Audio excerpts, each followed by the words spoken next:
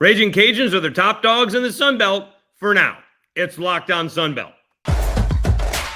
You are Locked On Sun Belt, your daily podcast on the Sun Belt Conference, part of the Locked On Podcast Network, your team every day.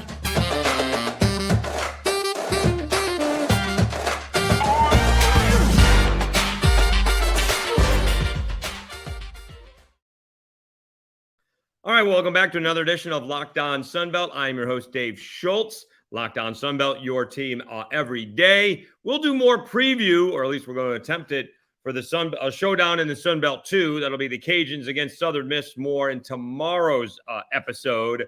But for now, we're going to do something else because I guess I'm the one confused. It seems odd to me, and you may call out my homer biases or what, but I used to cover the Louisiana Ragin Cajuns, but I'd say the same thing if the opposite was true.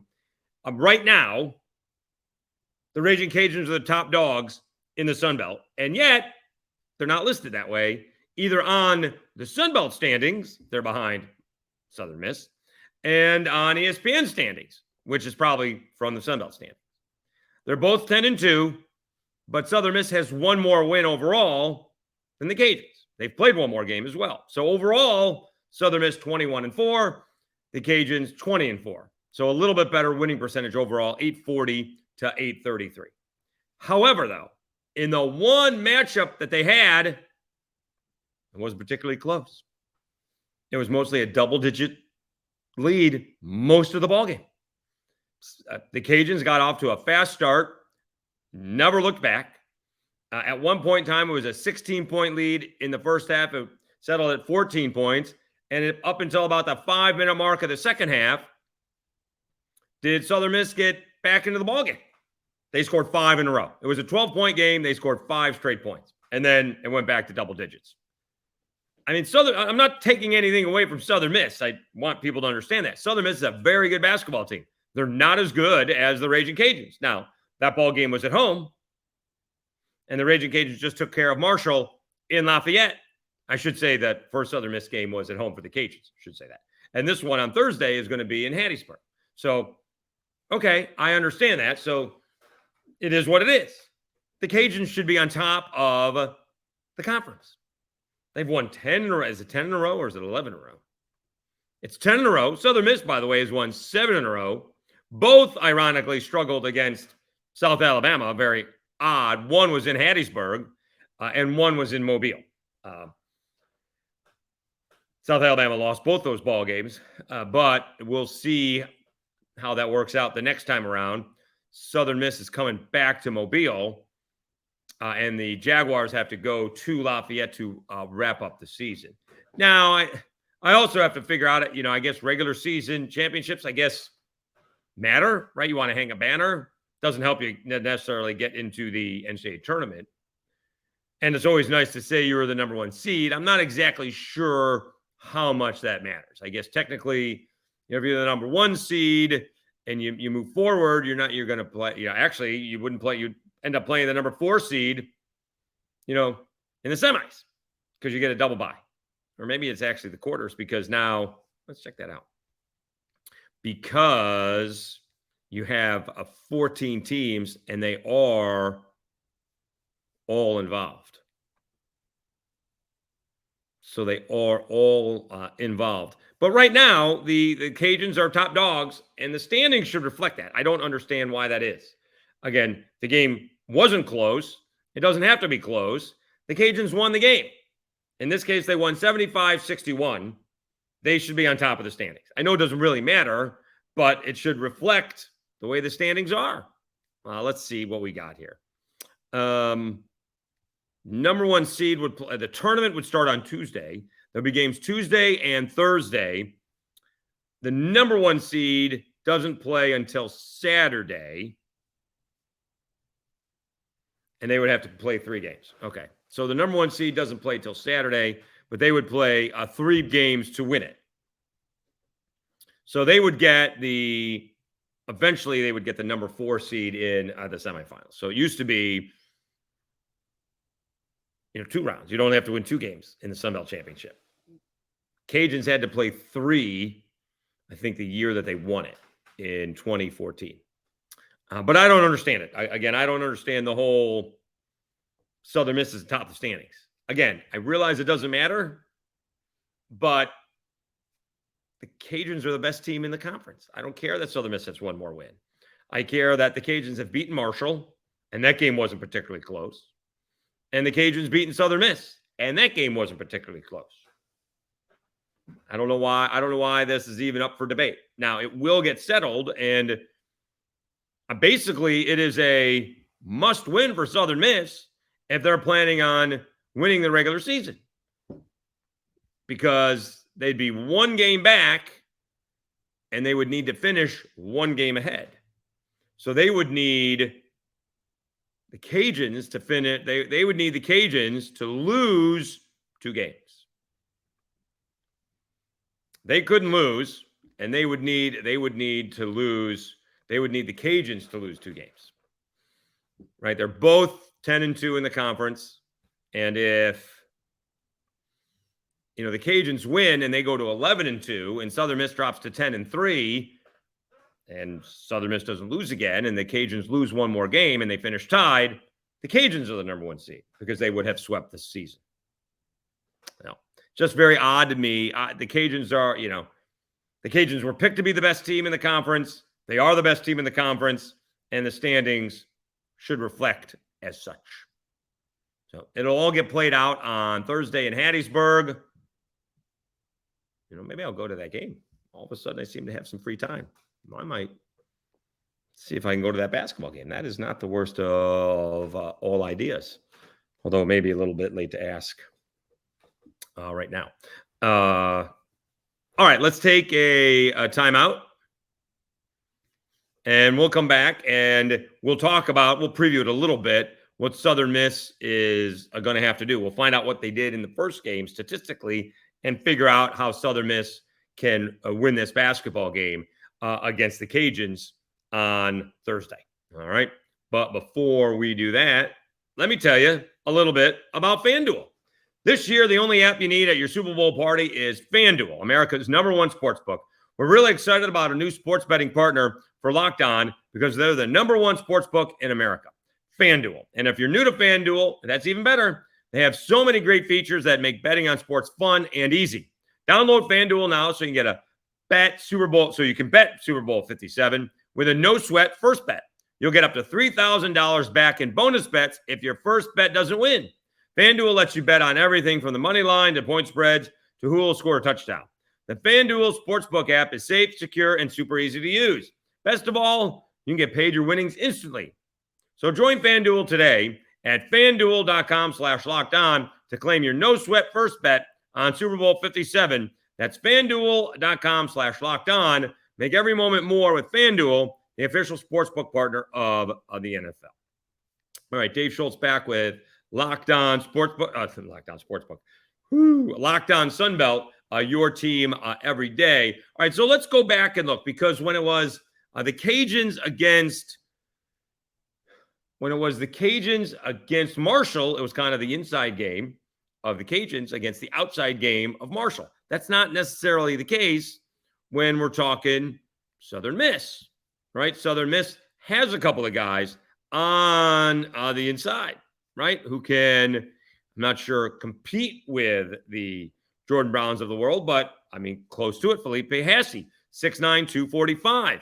And you have DeAndre Pinckney, 6'8", 223. So there's a couple of guys that can bang with the big guys of the Cajuns. So let's see what happened in the first game this year. And, somewhere along the way, you're going to have to do a number on Jordan Brown. Okay. So box score, Pinckney had a big ball game. Pinckney had a really good ball game. He had 21 points and 13 rebounds. That's outstanding. 8 of 14 shooting, even 3 of 5 from 3. He had an outstanding game. Hassie struggled, only 9 points on 3 of 10 shooting. And maybe the difference in this one was Crowley struggled. All right. I guess it's Crowley. He struggled with 14 points on 4 of 10 shooting. That's the problem. All right. So they never could get into it with that. Whereas on the other side of things, Brown didn't do much, so they did a good job on Brown, oddly enough.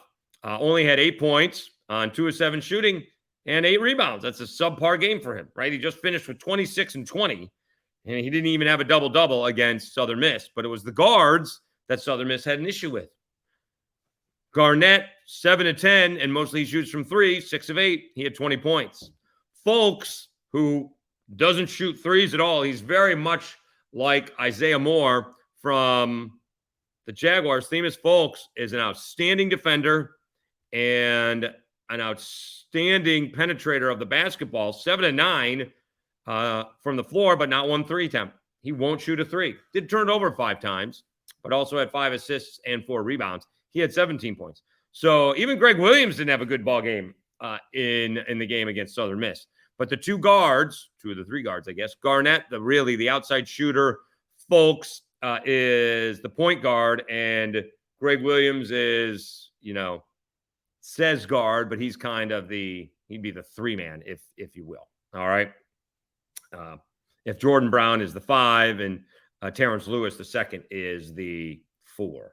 So actually, Southern Miss did a pretty good job on the guys down low, rebounding wise. Southern Miss got out rebounded 36-30. Compare that to Marshall, who got out rebounded by 22. So Crowley's going to have to come up with a better ball game for Southern Miss to compete. That's the way. I mean, you're not going to, it doesn't take a super genius to figure that one out. If your best player and leading scorer has 14 points on 4-10 shooting against the best team in the conference, that's going to be tough to do. All right. And again, this game was not particularly close. Now, again, the other thing is, and I love the stories with Southern Miss and Marshall completely turning the entire programs around, right? These guys aren't going from, 21 and 26 losses to, 15 wins, right? Southern Miss already has 21 wins. Marshall already has 19. I love the Monroe story, 7-5 in the Sun Belt. They're still under 500 overall.